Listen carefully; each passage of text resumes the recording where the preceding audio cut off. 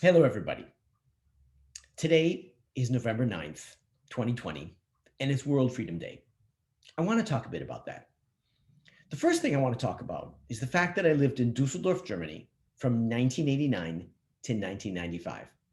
It was a fantastic 6 years with many milestones. I learned German, made many long lasting and deep friendships, relationships I cherish today.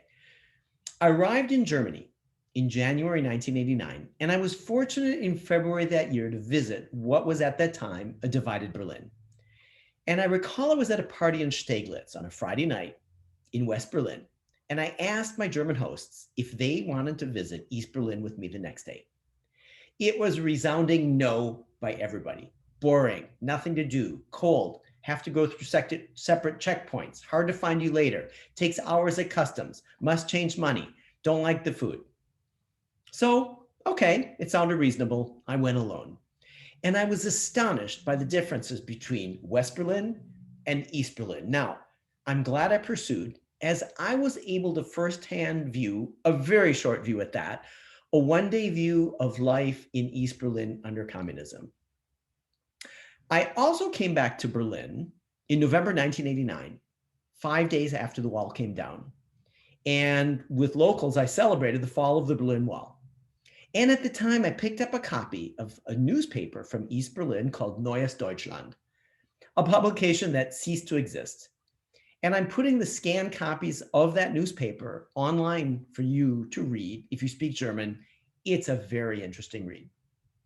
So fast forward to 2001, November 9th was deemed World Freedom Day by George Bush as an annual observance around the time that the Berlin Wall came down. And the Berlin Wall was started being erected in 1961 during the Cold War, which thus divided the city into two parts until 1989.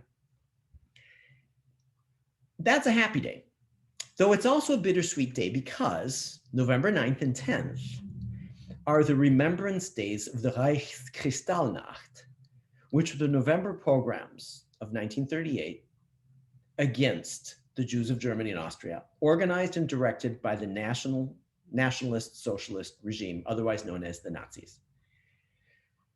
So here we have a happy and a sad occasion, and I think we need to take in both, remember both, because in 2020 we have a lot to reflect on in terms of freedom. Freedom doesn't come for free.